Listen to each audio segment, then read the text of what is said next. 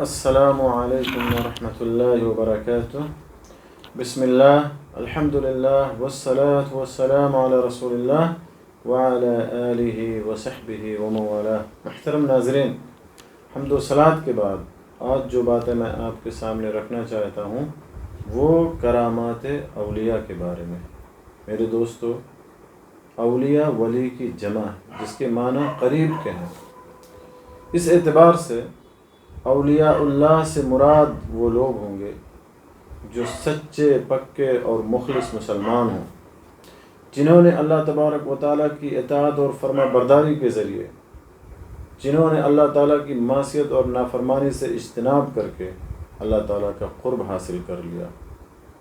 اولیاء اللہ یا اللہ کے دوست ہیں جنہیں اللہ تبارک و تعالیٰ نے اپنی عبادت کے لیے چنا ہے۔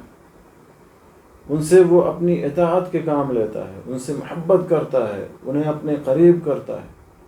اولیاء اللہ وہ ہیں کہ جب وہ اللہ سے کسی چیز کے بارے میں سوال کرتے ہیں تو اللہ تعالیٰ اسے پوری کرتا ہے۔ اولیاء کا مقام اللہ تعالیٰ کے نزدیک بہت ہی اونچا اور بہت ہی بلند ہے۔ اللہ تعالیٰ ان کا ذکر قرآن پاک میں کرتے ہوئے فرماتا ہے: الا ان اولیاء اللہ لا خوف علیہم ولا هم يحزنون الذين آمنوا وكانوا يتقون لهم البشرى في الحياة الدنيا وفي الآخرة لا تبديل لكلمات الله ذلك هو الفوز العظيم۔ سورہ یونس آیت نمبر 62 سے لے کر کے 64 میں اللہ تبارک و تعالیٰ نے اس بات کا ذکر کیا ہے۔ فرمایا، یاد رکھو اللہ کے اولیاء پر نہ کوئی اندیشہ ہے، نہ کوئی خوف ہے، اور نہ ہی وہ غمزدہ ہوتے ہیں۔ یہ وہ لوگ ہیں جو ایمان لائے اور اللہ سے ڈرتے ہیں، تقوی اختیار کرتے ہیں، برائیوں سے پرہیز کرتے ہیں۔ ان کے لیے دنیاوی زندگی میں بھی اور آخرت میں بھی خوشخبری ہے۔ اللہ تعالیٰ کی باتوں میں کچھ فرق ہوا نہیں کرتا، اللہ کی کلمات میں کوئی تبدیلی نہیں ہوتی۔ یہ بہت بڑی کامیابی ہے۔ اسی طرح سے دوسری جگہ سورہ بقرہ آیت نمبر 257 میں اللہ تبارک و تعالیٰ نے اولیاء کا ذکر کرتے ہوئے فرماتا ہے کہ اللہ ولی الذین آمنوا یخرجهم من الظلمات الى النور والذین کفروا اولیاؤهم الطاغوت یخرجونهم من النور الى الظلمات اولئک اصحاب النار هم فیہا خالدون۔ ایمان لانے والوں کا کارساز، ایمان لانے والوں کا ولی، دوست اللہ تبارک و تعالیٰ خود ہے۔ وہ انہیں اندھیروں سے روشنی کی طرف نکال لے جاتا ہے، اور کافروں کے اولیاء، کافروں کے دوست شیاطین ہیں، وہ انہیں روشنی سے نکال کر اندھیروں کی طرف لے جاتے ہیں۔ یہ لوگ جہنمی ہیں جو ہمیشہ اسی میں رہیں گے۔ میرے دوستو، اولیاء میں یا اولیاء اللہ میں سب سے افضل اور سب سے بڑے اولیاء انبیاء کرام اور رسل علیہم السلام ہیں۔ ان کے بعد صحابہ کرام رضی اللہ عنہم اجمعین، اور ان کے بعد تمام اہل ایمان اور صالحین اور نیکوکار لوگ۔ میرے دوستو، اولیاء اللہ کے لیے دنیا اور آخرت دونوں میں ہی بھلائی ہے، جیسا کہ اللہ تبارک و تعالیٰ نے سورہ یونس میں اس بات کا ذکر فرمایا: لہم البشری فی الحیات الدنیا وفی الآخرہ۔ ان کے لیے دنیاوی زندگی میں بھی اور آخرت میں بھی خوشخبری ہے۔ میرے دوستو، جہاں تک کرامات اولیاء کی بات ہے تو کرامات اولیاء اللہ کے کرامات یہ برحق ہیں، اور اہل سنت والجماعت کا اس سلسلے میں جو عقیدہ ہے وہ بالکل واضح ہے۔ شیخ الاسلام ابن تیمیہ رحمہ اللہ فرماتے ہیں کہ اہل سنت کے اصول میں سے یہ بات بھی ہے کہ کرامات اولیاء کی تصدیق کی جائے، اولیاء کے کرامات کی تصدیق کی جائے۔ اور اسی طرح سے سابقہ امت سے سورہ کہف وغیرہ میں جو منقول ہے، اور اس امت کے اول طبقہ یعنی صحابہ کرام اور تابعین، اور اسی طرح امت کے دیگر افراد سے جو کرامات منقول ہیں ان کی تصدیق کی جائے، اور یہ کرامات اس امت میں قیامت تک موجود رہیں گے۔ یعنی یہ کرامات قیامت تک اولیاء سے ظاہر ہوتی رہیں گی۔ تو یہ ہے اہل سنت والجماعت کا عقیدہ، یہ ہے اہل حق کا عقیدہ کرامات اولیاء کے باب میں۔ میرے دوستو، کرامات اولیاء سے متعلق لوگوں کی 3 قسمیں ہیں۔ کرامات اولیاء سے متعلق لوگ 3 طرح کے ہیں۔ کرامات اولیاء برحق ہیں، کتاب و سنت میں اور صحابہ اور تابعین سے کرامات منقول ہیں، اور اسی طرح سے متواتر آثار اس بات پر دلالت کرتے ہیں۔ لیکن کرامات اولیاء سے متعلق جو 3 طرح کے لوگ ہیں وہ کون کون سے ہیں؟ سب سے پہلے قسم ان لوگوں کی ہے جو سرے سے کرامات اولیاء کو نہیں مانتے، کرامات اولیاء کی نفی کرتے ہیں، انکار کرتے ہیں، جیسے کہ معتزلہ، جہمیہ اور بعض اشاعرہ۔ یہ سارے فرقے جو ہیں یہ عقل پرست ہیں۔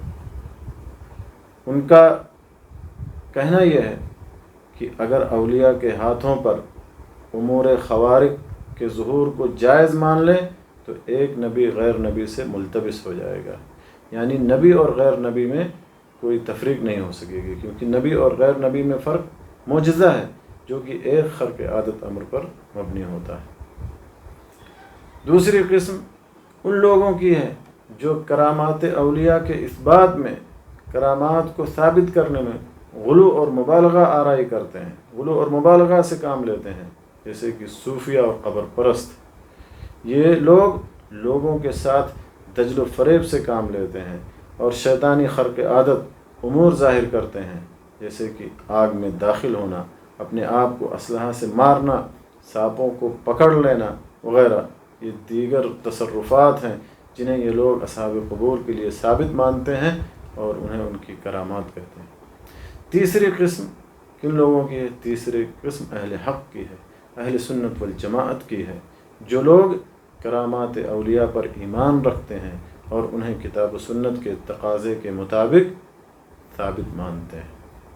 اور کرامات اولیاء کا ذکر قرآن اور احادیث میں متعدد جگہوں پہ آیا ہے، اس کی کئی مثالیں قرآن اور سنت کے اندر، قرآن اور صحیح احادیث کے اندر آپ کو ملیں گی، جیسا کہ اہل علم نے اس کا ذکر کیا ہے یا ان کرامات کا ذکر کیا ہے۔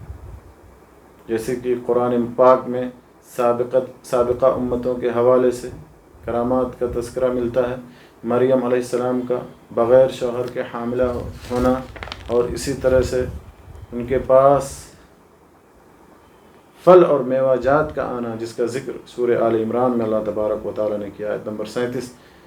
اللہ تعالیٰ فرماتا ہے کلما دخل علی زکریا المحراب وجد عندها رزقا قال یا مریم انا لک هذا قالت هو من عند اللہ ان اللہ یرزق من یشاء بغیر حساب۔ کہ جب کبھی زکریا علیہ السلام ان کے حجرے میں جاتے تو ان کے پاس روزی رکھی ہوئی پاتے، وہ پوچھتے اے مریم یہ روزی تمہارے پاس کہاں سے آئی ہے؟ تو وہ جواب دیتی کہ اللہ تعالیٰ کے پاس سے ہے، بے شک اللہ تعالیٰ جسے چاہے بے شمار روزی دے۔